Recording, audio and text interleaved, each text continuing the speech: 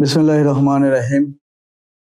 এক ঈশ্বর, এক আল্লাহ যারা বিশ্বাসী, তারা বিশ্বাস করে স্রষ্টা একজন পুরুষ মানুষ প্রথম সৃষ্টি করেছিলেন, তারপর একজন তার নারী সঙ্গিনী সৃষ্টি করেছিলেন এবং তাদেরকে স্বর্গ থেকে বা বেহেশত থেকে দুনিয়ায় জমিনে নামিয়ে দিয়েছিলেন কোনো এক কারণে।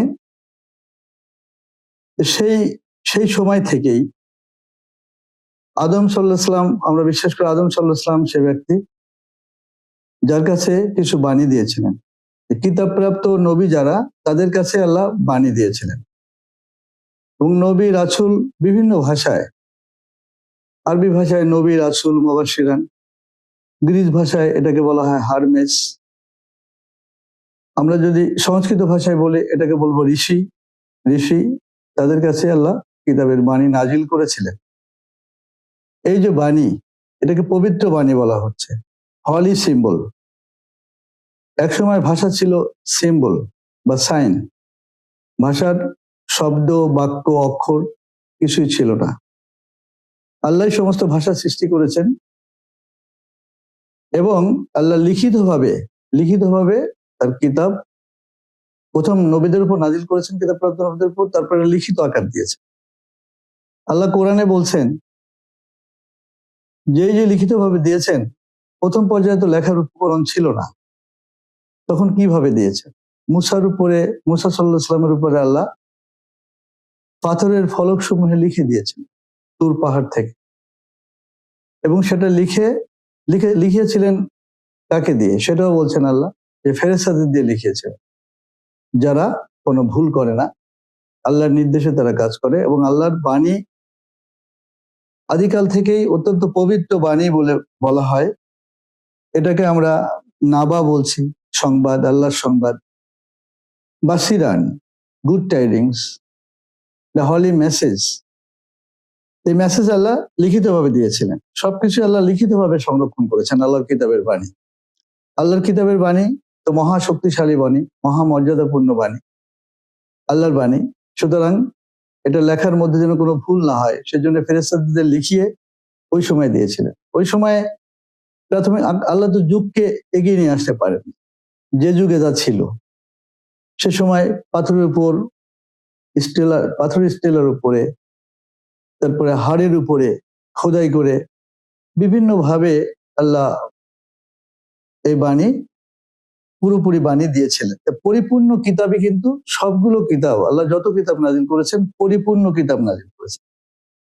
এবং কোরআনে বহু আয়াতে আল্লাহ বলছেন যে তোমার কাছে যা নাজিল করেছি তা পূর্ববর্তী কিতাবের সত্তা। আমি কয়েকটি আয়াতের কথা বলি। দেখুন, আল্লাহ কোরআনে স্পষ্টভাবে বলেছেন যে সব কিতাবই ছিল পরিপূর্ণ।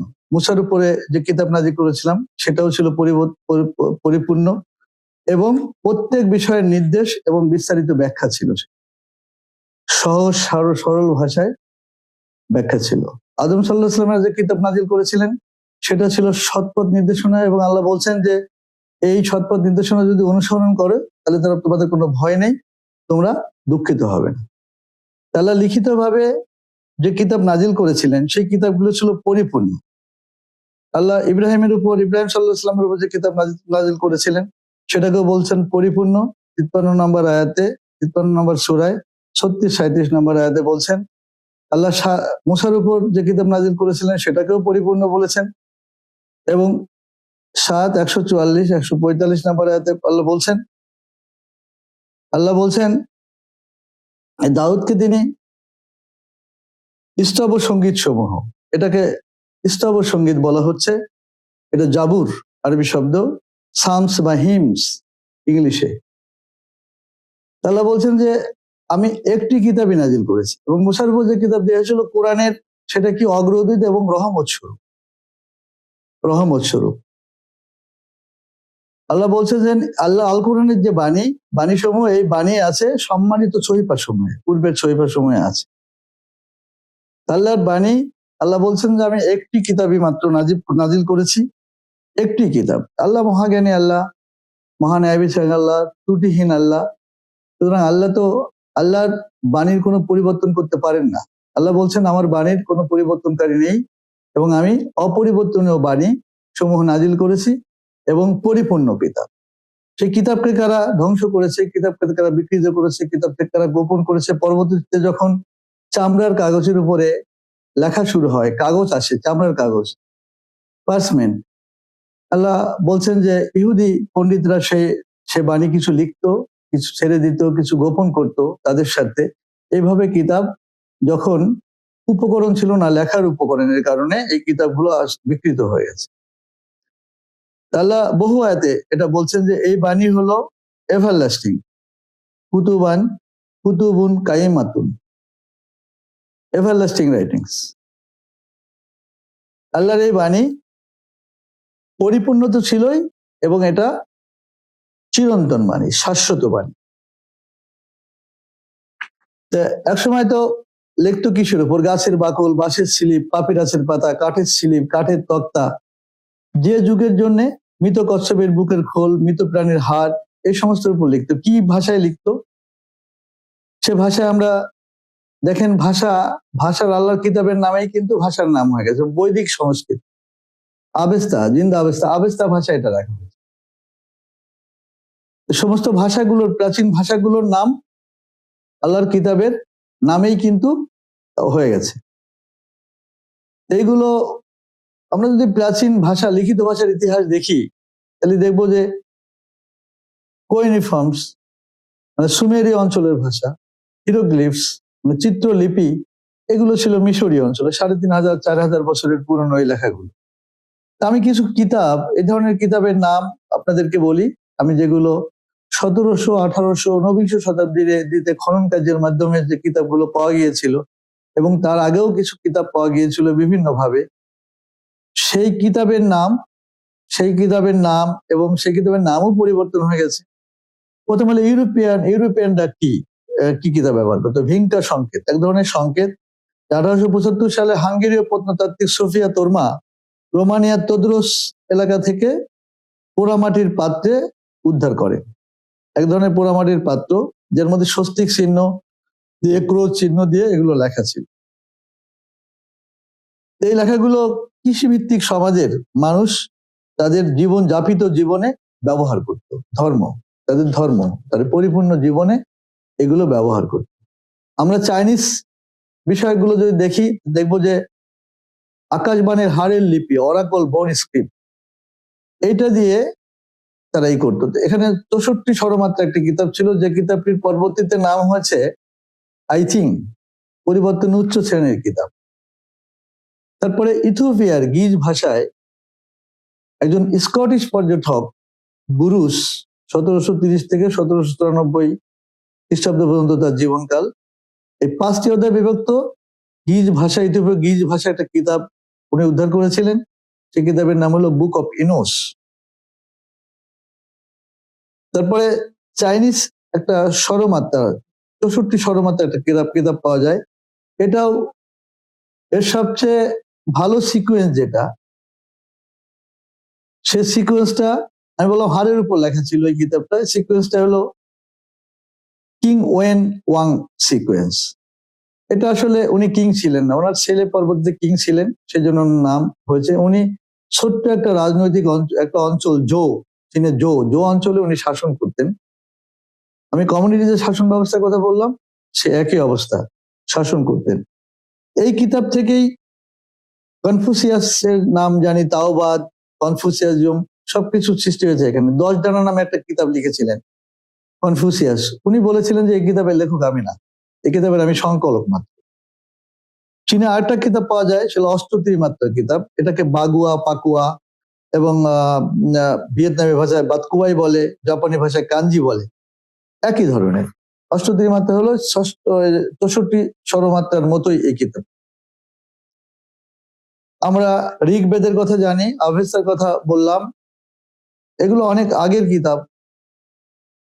আর তাওরাত 1592 থেকে 1271 খ্রিস্টাব্দের মধ্যে সময়কালের মধ্যে প্রাচীন হিব্রু ভাষায় লিখে দিয়েছেন আল্লাহ। আভেস্তা, জিন্দা আভেস্তা, এটাও 15 শতাব্দী থেকে খ্রিস্টপূর্ব 1000 খ্রিস্টপূর্বের মধ্যে নাজিল করেছিলেন আল্লাহ। জরথুস্র নামে একজন নবীর উপর। আমরা যদি মিশরে যাই, গ্রিসে যাই, গ্রিসে গেলে প্রাচীন গ্রিসে 9ম থেকে 10ম খ্রিস্টপূর্ব সময়কালে অরফিয়াসের নামক প্রাচীন গ্রিক ধর্মের একজন নবীর কথা জানা যায়। এটাও ছিল অরফিক হিমস বলে, অরফিকের মহাকাব্যিক কবিতা। তারপরে মুসাসিয়াস একজন কবি ছিলেন, হিরোডোটাসের লেখা এটা এসেছে। তারপরে এই যে থিওগনি নামে একটা কিতাব ছিল, যার মধ্যে থেকে এই যে জিউস এবং দেবতাদের নাম জানা যায়। থিওগনি থেকে থিওলজি কথাটা এসেছে। বংশবৃত্তান্ত নামের একটি কবিতা, একটা কিতাব ছিল, স্তব সঙ্গীত এটাও। এর মধ্যেই প্রধান দেবতাকে বলা হয়েছে জিউস এবং মাতৃদেবী হলো মুসেস। আমরা পিথাগোরাসের কথা জানি, বীজগণিতের জনক পিথাগোরাস। এনু কিন্তু একজন রাজনীতিক এবং যাজক ছিলেন, এবং এনু এই প্রজাসভাবাদ, পুনঃক্ষুদ্র অঞ্চলে একটা শাসক ছিলেন। পুনর্জন্মবাদ, সার্বজনীন গান, প্রজাসভাবাদ, এটা উনি লিখেছেন। সক্রেটিসের কথা আমরা সবাই জানি, পশ্চিমা যে নৈতিক দর্শনের জনক সক্রেটিসও একজন রাসূল ছিলেন বলে ধারণা করা হয়। উনি পয়গম্বর, যে মানুষের কাছে উনি হাটে বাজারে বক্তৃতা দিতেন, নীতি কথা শোনাতেন। উনি এক ঈশ্বরে বিশ্বাসী ছিলেন এবং প্রচারের জন্য উনি কোনো অর্থ করে নিতেন না। ওনার যে ছাত্র প্লেটো, উনি ওনার লেখনী তুলে ধরেছেন ডায়লগ আকারে অধিকাংশ। তার মধ্যে একটা আছে ভার্সিউস, সৎকর্মসমূহ অসৎকর্মসমূহ। ওই যে সৎকর্মের কথা বললাম, কোরআনে তো বারবার বলা হয়েছে সৎকর্ম করা, আল্লাহর ভয় করে সৎকর্ম করার কথা বলা হয়েছে। এই দার্শনিক প্লেটো, উনি প্রজাতন্ত্র নামক দি রিপাবলিক নামক একটা গ্রন্থ লিখেছেন, এবং সক্রেটিসের বাণী সমৃদ্ধ। আমরা গ্রেট ট্রেজারি, ইয়াহিয়া নবীর উপর যেটা নাজিল হয়েছিল, গ্রেট ট্রেজারি, গিঞ্জার আব্বা, এটাকে নাজারিয়ানদের হস্তলিখিত পুঁথু বলা হয়ে থাকে। এটাও আরমাইক ভাষায় লেখা হয়েছে। তারপরে আরেকটা কিতাব পাওয়া গিয়েছিল, এটা 1200 শতাব্দীর দিকে। এই কিতাবটা লিখিত হয়েছিল, বলা হয় যে অ্যাপোলোনিয়াস, বার্লিনাস, তাইওয়ানের অ্যাপোলোনিয়াস এটা লিখেছিলেন। এর লেখক বলা হচ্ছে হারমেস ট্রিসমেগিস্টাস। বিভিন্ন ভাষায়, গ্রিস ভাষায় হারমেস হলো নবীদের নাম, এটা স্বর্গ এবং দুনিয়ার মধ্যে সংযোগ স্থাপন করতেন বলা হচ্ছে সেই সময়ের লেখায়। তারা নবী ছিল, দেবতাদের দূত বা ঘোষক, হেরাল্ড। এই কিতাবটাকে পরবর্তীতে, এই কিতাবের নাম জানা যায় না, পরবর্তীতে এই কিতাবটা কর্পাস হারমেস্টিকা নামে 1500 শতাব্দী ইতালির রোমান ক্যাথলিক ধর্মযাজক মার্সিলি ফিসিনো ল্যাটিন ভাষায় এটা হারমেটিকা রচনা সংকলন, কর্পাস হারমেটিকা রচনা সংকলন। এই কিতাবটি ইউরোপের যে জ্ঞান জগতে বিশাল একটা আলোড়ন তুলেছিল। আমরা নিউটনের কথা জানি, উনি মহাকর্ষ সূত্র আবিষ্কার করেছিলেন। কোরআনে একটা আয়াত দিয়ে আমি একটা এখানে বলেছি যে উনিও কিন্তু একঈশ্বরবাদী ছিলেন এবং ট্রিনিটির ধারণাকে উনি বিশ্বাস করতেন না। ওনার যে একটা বই পাওয়া গিয়েছিল, ওনার আলকেমির সাথে, সেটা ওই হারমেস্টিকা, এবং এর মধ্যেই উনি একটা নোট সংগ্রহ করতেন। নোটের মধ্যে উনি লিখেছিলেন যে গ্র্যাভিটি, উনি যে আবিষ্কার করেছিলেন গতির সূত্র, মহাকর্ষ বলের সূত্র। এটা আমরা যদি কোরআন দেখি, কোরআন 55 নম্বর আয়াত থেকে 7 থেকে 9 নম্বর আয়াত, কোরআন আল্লাহ বলছেন যে তিনি আকাশকে সমুন্নত করেছেন এবং নির্দিষ্ট দাঁড়িপাল্লা স্থাপন করেছেন, তোমরা নির্দিষ্ট দাঁড়িপাল্লা সীমা লঙ্ঘন করো না। এটা মহাকর্ষের সাথে একটা সম্পর্কিত বিষয়। তিনি একজন ধর্মতাত্ত্বিক ছিলেন নিউটন, এবং ট্রিনিটির যে তত্ত্ব উনি বিশ্বাস করতেন না। উনি এটাকে আইডলটারির সমান মনে করতেন এবং বিশ্বাস করতেন যে যীশু খ্রিস্ট মহান আল্লাহর কিতাবের পবিত্র বাণীসমূহ মানুষের নিকট পৌঁছানোর দায়িত্বপ্রাপ্ত একজন রাসূল ছিলেন না। সর্বশেষ আমি বলবো যে বুক অফ ওমেন্স, এই যে কিতাব, এটা হলো সংকেত, পূর্বাভাসের কিতাব, ভবিষ্যৎবাণীর কিতাব।